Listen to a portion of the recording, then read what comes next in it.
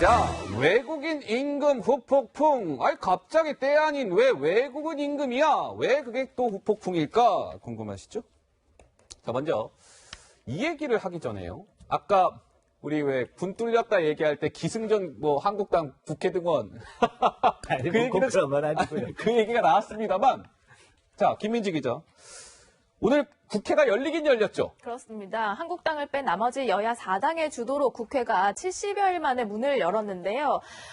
여야 일정 합의가 안 돼서 본회의가 개최되진 못했지만 일부 상임위들이 이렇게 열려서 이제 좀 활동을 하는 모습을 보였습니다. 여전히 한국당 의원은 일부 의원을 제외하고는 비어있네요. 참석을 안 하는 그런 모습이 있습니다. 앞으로 이제 국세청장이라든지 검찰총장 후보자에 대한 청문회도 있어야 되는데 지금 일정 합의나 이런 것들이 불투명한 상황이라서 아무래도 반쪽짜리 국회가 되는 것 아니냐 이런 우려를 낳고 있습니다. 그렇군요. 알겠습니다.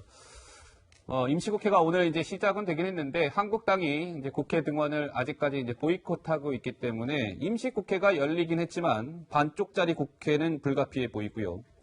외국인 임금 후폭풍이라는 주제로 이번 주제에 문을 열었습니다. 자, 김민지 기자, 황교안 대표 얘기인 것 같은데요? 네, 황교안 대표가 어제 부산 그 간담회 자리에 갔습니다. 그러니까 중소기업 관계자들을 만나서 한 얘기가 좀 문제가 됐는데요. 뭐라고 얘기했나요? 이런 얘기를 했어요. 우리나라에 그동안 기여한 것이 없는 외국인 노동자들에게 산술적으로 좀 똑같은 임금 수준을 해야 한다는 것은 공정하지 않다. 이 발언이 나왔습니다. 그러니까 이제 외국인을 차별하는 것 아니냐 이런 비판이 받았는데요. 민주당은 극우 포퓰리즘적 혐오 발언이다. 이렇게 맹 비난했습니다. 목소리로 준비했습니다. 이주 노동자의 임금을 낮추면 당장 기업이 누구를 더 고용하는 데 있어서 선호할지 되물어보고 싶습니다. 알지도 못하는 민생 쇼로 민생의 발목을 잡지 않기를 당부드립니다. 황교안 대표의 이 발언은 명백한 헤이트 스피치입니다. 법무장관을 지냈다는 분이 맞는지 참으로 의심스러운 용납하기 힘든 발언입니다. 자, 황교안 대표의 발언. 그러니까 한마디로 간추리자면 외국인 노동자들은 우리 국내에 기여한 것도 별로 없는데 우리 지금 자국민들이 받는 임금과 똑같이 받아서야 되겠습니까? 조금 좀 덜 받아도 되지 않을까요? 이런 취지의 발언이었던 것이죠. 자, 자국인 우선 조치는 당연하다는 의견도 있고요. 한편에서는 무슨 소리입니까? 경제를 잘 모르는 반인권적 차별 발언이다. 이게 좀 갑론을박이 있는데 우리 김 원장님 생각은 어떠신지요? 황교안 대표의 발언을 놓고 혐오 발언이다, 또 극우 포퓰리즘이다 이렇게까지 하는데 제 솔직한 생각은 그렇다기보다는 뭘 잘 몰라서 그렇게 얘기한 것 같다는 생각이 들어요. 잘 몰라서 아닙니까? 그러니까 어디 현장에 가서 이런저런 이제 어려움을 사실은 기업하는 분들이나 현장에서 얘기가 나오잖아요. 예. 그러면 그때그때 이제 그에 맞춰서 듣기 좋은 얘기를 하게 되죠. 정치하는 사람들이. 근데 그래도 어느 정도 각이 맞는 얘기를 해야 되거든요. 예. 근데 외국인들은 기여한 거 없고 똑같이 주는 건 말이 안 된다. 저 얘기는 사실은 국제법이나 노동법에도 안 맞는 얘기고 일단 법률가신데 법적으로도 안 맞고 정치적으로도 외국인이 기여한 게 없다. 이런 얘기를 사실은 참 정당의 대표가 우리나라가 무슨 폐쇄 국가인 북한도 아니고 그게 폐쇄했다고 비판하면서 그런 얘기하는 거 굉장히 좀 감 떨어지는 얘기고 경제적으로도 그러면 외국인 임금을 아주 공개적으로 더 떨어뜨리면 일자리는 그쪽으로 다 가게요. 그러니까 경제 원리 ABC 안 맞는 얘기잖아요. 그렇기 때문에 법적으로나 정치적으로 경제적으로 좀 안 맞는 얘기여서 저는 아마 본인도 그래서 좀 쑥스럽고 해서 내가 꼭 그렇게 얘기한 건 아니다 이렇게 말을 바꾸셨잖아요.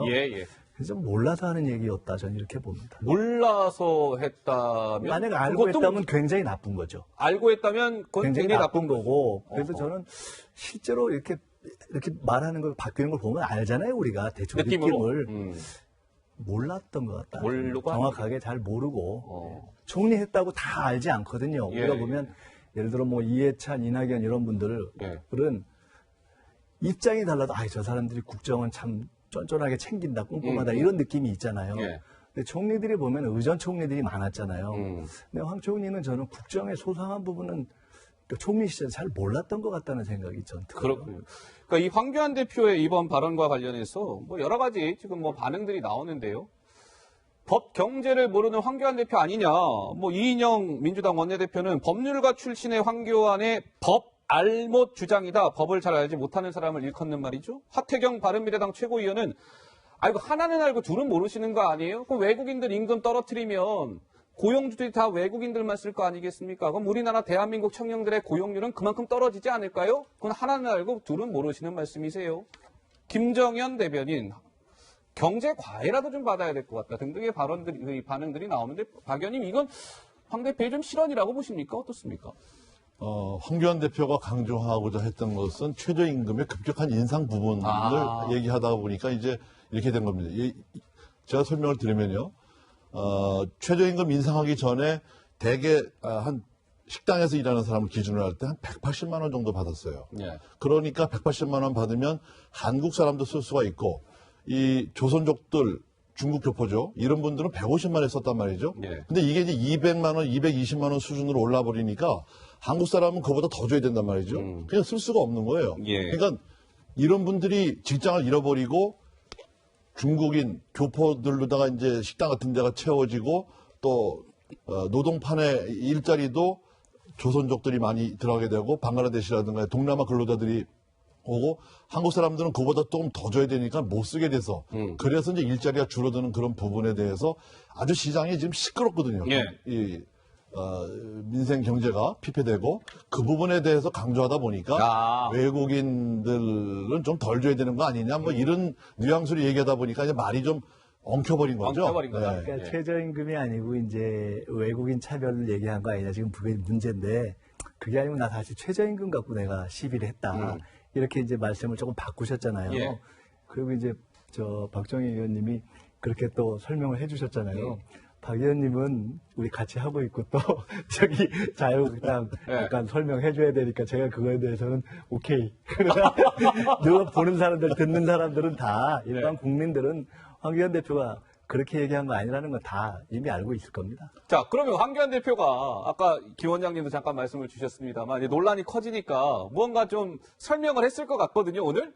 네, 좀 예. 억울하다는 입장인 것 같습니다. 말씀하신 대로 취지는 그게 아니었다. 외국인을 뭐 차별하려는 건 아니었다. 이런 취지로 오늘 해명의 말을 내놨는데요.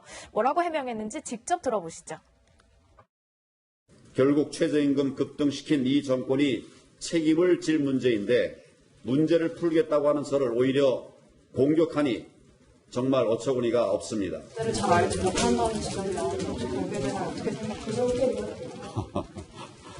예, 뭐 필요한 부분들 우리 전문가들과 함께 상의해서 그렇게 진행을 해오고 있습니다. 네, 황교안 대표 오늘 해명까지 들어봤습니다. 뭐 시청자 여러분들 다들 판단이 있으실 것 같고요. 자, 자유한국당 인재 영입에 박차를 가하는 모양새입니다. 내년 4월 15일 총선을 앞두고 뭔가 인재 영입에 속도를 내고 있는 한국당. 그런데 한국당이요. 이 인물들을 영입하고자 뭔가 움직임이 있다고 하네요. 누구를 영입하고자 하는 걸까요? 자, 영상으로 준비되어 있습니다. 보고 오시죠. 그런 거를 다 윗분에 핑계를 댄단 말입니다. 저는 한국 사회가 바뀌어야 된다고 생각합니다. 정말 그렇습니다. 그리고 의원님들께서 도와주셔야 된다고 생각합니다. 나라의 내부식의 경제력 이런 모든 일들을 공무원이 되고 싶고 꿈꾸는 아이들은 이 청년들에게 제가 잘 전달할 수 있는 부분을 해야겠다는 생각. 자, 한국당이 인재 영입을 하는데 저 두 사람을 이제 영입하고자 굉장히 애를 쓰고 있다고 합니다. 이국종 아주대 교수 다들 아시죠? 박찬호, 베이스볼, 네. 뭐 영웅인지까지는 모르겠으나 어쨌든 이 한국야구위원회 국제홍보위원 두 사람을 영입하고자 한다는데 김 원장님 한국당의 전략 괜찮습니까? 글쎄요. 아니 정치는요. 저 두 분이 정치할 뜻이 있으시고 네.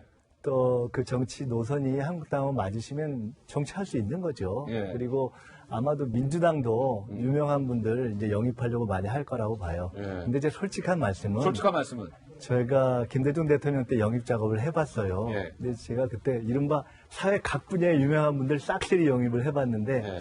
저는 좀 회의를 했습니다. 왜냐하면 우리 사회에서 각 분야의 톱을 달리는 분들은 예. 그 분야를 더 발전시키는 게 좋지 않을까? 그분들이 와서 정치에서 한 번 국회의원하고 나서 계속해서 국정에 참여하는 경우도 많지 않고 해서 예. 저는 정치 발전이 오히려 정치를 계속 어떤 국가 전략의 문제를 고민하는 분들이 진지하게 계속 하는 것이 더 좋지 않나. 예. 유명한 분들을 꼭 다 정치에 모셔와야 되나. 아하. 개인적으로 저는 그에 대해서 조금 그때 여러 회의를 갖고 있고요. 예. 저분들이 정치에 참여하는 것은 본인들의 선택의 문제라고 봅니다. 예, 알겠습니다. 자, 한국당의 인재 영입과 관련된 내용까지 짚어드렸습니다. 왜 저한테는 안 물어보세요? 박 의원님 말씀하시겠습니까? 예, 기회를 드리겠습니다. 말씀하십시오. 예. 저도 이제 20대 총선에 이제 공천관리원을 하면서 외부 영입 작업을 좀 해봤는데요.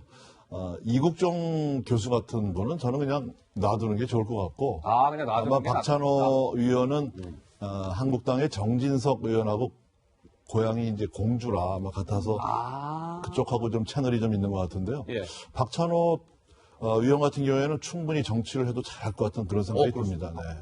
그런데 이제 그 분야에서 우리 김민석 원장님 말씀하신 대로 그 분야에서 최고 권위자들은 예. 국회에 불러서 자문을 구하고 그분들이 제안하는 것을 법을 만들면 되지 예. 직접 정치판에 끌어들여서 이렇게 같이 섞이게 하고 또 뭐 다음 비례대표를 끈다 그러면 다음에 또 지역구 출마시켜야 되는데 그렇게 하는 것은 좀 바람직하지 않은 것 같습니다. 비례대표지 없애겠다고 했는데 정진석 의원님이 지역구를 내주실 모양이네요.